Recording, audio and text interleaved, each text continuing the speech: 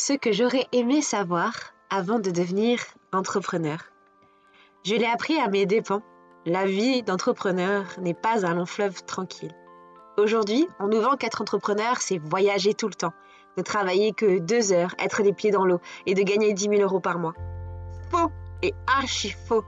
Bien sûr, certains y arrivent, mais ce n'est que l'exception qui confirme la règle. Si tu as envie de te lancer ou que tu es curieux de savoir ce qu'est la vie d'un entrepreneur, eh bien, welcome sur ce podcast. Je suis ravie de vous accueillir dans cette nouvelle semaine, dans cette nouvelle session de Gracie. Les sessions de Gracie, c'est votre rendez-vous où chaque semaine, on va partager ensemble une histoire, une aventure, où nous allons à la rencontre d'histoires de vie, des réflexions sur nos problématiques de vie, à la recherche de soutien et de croissance personnelle. Cela fait maintenant aujourd'hui 3 ans que je suis devenue entrepreneur, même un petit peu plus.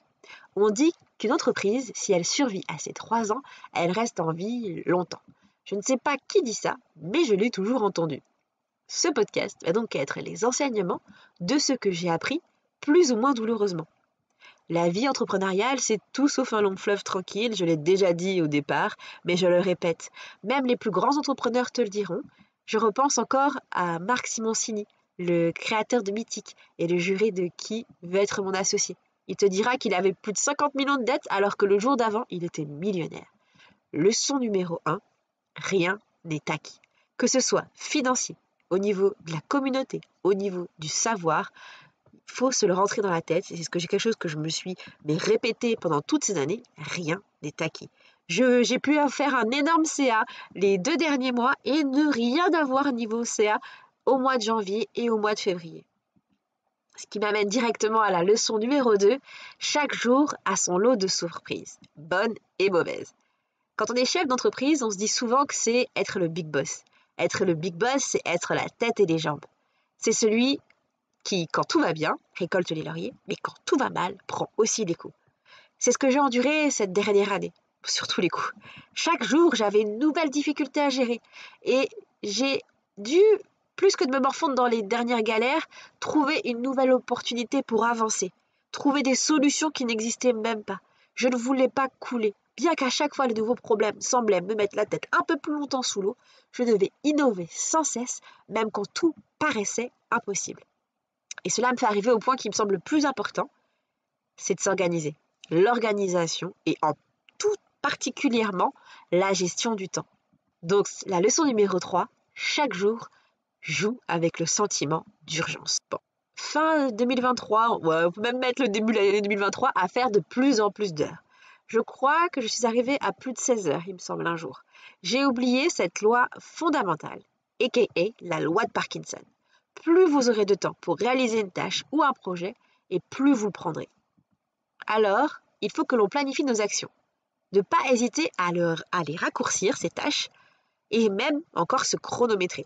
Ça peut paraître totalement barbare ou aliénant, mais en réalité, c'est la chose la plus saine pour moi à faire. 2 exemples très concrets. Le premier, ma collaboratrice qui m'a dit un jour avoir travaillé devant une série. Elle ne m'a facturé qu'1 heure sur les 6 dans lesquelles elle a bossé pour le projet, car elle n'était pas focus. Vous vous rendez compte qu'elle a passé 6 heures à travailler au lieu de focus 1 heure sur la tâche à réaliser. Ou encore, pour les créateurs d'entreprises, et j'ai moi-même fait cette erreur, qui bénéficie en fait de l'allocation de retour à l'emploi, donc l'ARE, et n'attendez surtout pas la fin de votre allocation Pôle emploi pour vous presser. C'est typiquement l'application de la loi de Parkinson. Il faut agir comme si chaque jour allait être le dernier jour de ton allocation dès le départ. Raccourcis de moitié le temps que tu as pour le faire, pour parvenir à ton projet. Je m'explique. Si par exemple vous vous dites que vous allez étaler sur toute la durée de votre ARE, essayez d'abord de vous mettre des deadlines, bien sûr, tenables, viables, mais plus courtes, afin de justement compresser ce temps.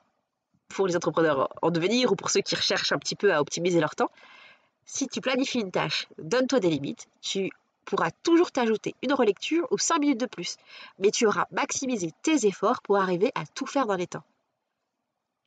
Ça te donnera aussi une meilleure organisation. Et ça m'amène à la 4e loi qui est « Rappelle-toi que tu es maître de ton planning ». La règle précédente te permettra de ne pas t'étaler dans ton temps, mais de mieux le gérer. Parce que petit à petit, ce temps qui s'étale va venir grignoter ton temps perso. On me pose souvent la question, mais comment tu fais pour trouver un bon équilibre de famille, vie pro, vie perso?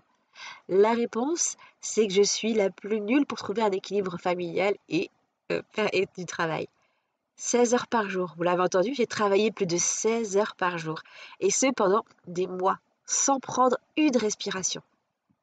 Si j'avais eu les quelques règles précédentes et que je les avais pu les appliquer à la lettre, eh bien, j'aurais pu m'éviter ça. On se donne un temps nécessaire à une tâche et on se limite. Il vaut mieux 5 heures à 100% que 6 heures à moitié. C'est un équilibre qui s'apprend. Et je serais aussi ravie d'avoir vos idées dans les commentaires pour encore m'améliorer.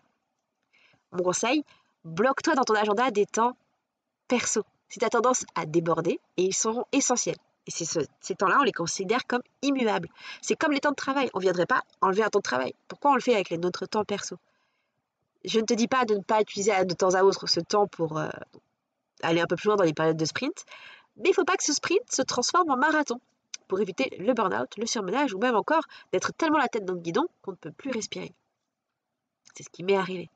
Leçon numéro 5, c'est un peu le pendant. Celui qui va loin préserve sa monture. Celui qui va loin préserve sa monture. Tu es le capitaine de ton navire. Ton entreprise a besoin de toi. Certes, mais que se passera-t-il si tu n'es plus jamais là? Il n'y aura donc plus d'entreprise. Alors préserve-toi pour aller le plus loin possible. Et une des façons d'y arriver, je pense, c'est la leçon numéro 6, délègue dès que possible. Alors, quand je te dis déléguer, on va me dire oui, mais moi j'ai embauché quelqu'un pour faire toutes ces tâches répétitives. Justement, c'est l'erreur, je pense, que beaucoup commettent. Ne délègue pas tes tâches répétitives. Celles-ci, tu peux totalement les optimiser, les automatiser via de nombreux logiciels qui existent aujourd'hui, des gratuits et d'autres payants. Mais ça, c'est des tâches pour lesquelles tu vas pouvoir prendre une intelligence artificielle, la payer beaucoup moins que quelqu'un à temps plein, et par contre, tu vas déléguer des tâches majeures, des tâches qui te prennent du temps, de la charge mentale, ou qui te permettent de dupliquer le temps facturable. On pose souvent la question, mais comment je peux faire pour gagner plus d'argent? Comment je peux faire plus? Déléguer, pour moi, c'est la meilleure des solutions. La meilleure, mais attention, pas la plus facile. Trouver chaussure à son pied n'est pas chose aisée. Et oui, encore une belle expression. J'ai eu de la chance lors de ma première session de recrutement de tomber sur une collaboratrice qui est complémentaire avec moi, qui me comprend et sait aussi me gérer et me parler. Mais ce n'est pas une route tranquille pour trouver le bon collaborateur et la meilleure façon de travailler. Mieux que ta copie, cherche alors meilleur que toi. C'est la clé pour moi de la réussite. Et si tu n'as pas la compétence technique, cherche-la ailleurs. Ne pense pas que tu sais faire ou que tu veux essayer. Même si je sais que tu le feras, tu perdras plus d'argent que tu n'en gagneras. Trouve quelqu'un qui fera le job mieux que toi et investis. C'est ce qu'on appelle le retour sur investissement. Il n'en sera que meilleur. C'est la meilleure méthode pour te faire multiplier ton temps disponible et le temps qui va te permettre de trouver du temps pour réfléchir aux stratégies qui te permettront d'augmenter ton CA. Et en parlant de budget, le sujet des leçons suivantes parle justement de dinero. Je vous spoil les 3 prochaines règles d'un coup. La leçon numéro 7, c'est lance-toi avec un premier matelas de côté. La leçon numéro 8, apprends à couper dès que quelque chose ne marche pas. La leçon numéro 9, c'est OK de ne pas vouloir gagner plus. La leçon numéro 7, quand je parle de matelas, je parle d'une petite épargne. On ne sait jamais ce qui peut arriver. Loi numéro 1. Prends le budget que tu estimes être nécessaire pour un temps de développement et puis ensuite prévois le double. Là, tu auras un bon matelas de côté. Et ne minimise pas, surtout pas. Il vaut mieux prendre les tarifs les plus élevés et après avoir encore de l'argent de côté, ça te fera toujours un petit revenu supplémentaire, un peu plus de budget à mettre dans le marketing et j'en passe. La leçon numéro 8, apprendre à couper dès que quelque chose ne va pas. Ne t'obstine pas à conserver quelque chose qui ne fonctionne pas. Tu es la tête du navire, rappelle-toi. Un collaborateur qui ne travaille pas bien après explication, tu arrêtes la collaboration. Un élément qui pèse dans le budget avec peu de retour sur investissement, alors tu le coupes. Si tu ne prends pas ce genre de décision, c'est comme si tu te suicidais. Tu couleras avec ton entreprise. J'oserais même le dire, tu la feras couler. Leçon numéro 9, c'est OK de ne pas vouloir gagner plus. Dans cette course frénétique, gagner plus, toujours plus. Le fameux 10K par mois, 20K, 50K. Swan Périssé, dans un podcast avec une autre créatrice de contenu, Marie Lopez, nous enseigne cette leçon. Elle qui a toujours eu peur de manquer à gagner au niveau financier, a parfois joué le jeu de la course à l'euro de plus. Puis, dans une démarche plus slow business, elle a décidé qu'elle avait un revenu suffisamment confortable pour ne pas aller chercher plus. Avoir des sous, c'est cool, mais être cool, c'est mieux. J'ai pris cet enseignement pour acquis et je me suis alors fixé un revenu qui me semble aujourd'hui plus confortable. Et je pense que je ne chercherai pas à scaler encore et toujours plus. D'ailleurs, je déteste ce mot. Et toi, il est de combien ton montant rêvé? Et enfin, la leçon numéro 10, c'est la petite dernière. Je te confie mes quelques mantras qui me permettent de clôturer le podcast. C'est mes règles d'or. Premièrement, premier mantra que je me répète tous les matins, je ne sais rien ou je ne connais rien.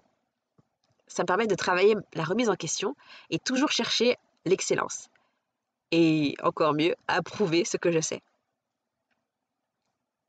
Deuxième mantra, le plus dur, c'est pas d'être motivé, c'est la discipline. Ça permet de travailler les process et le fait d'être rigoureux et régulier.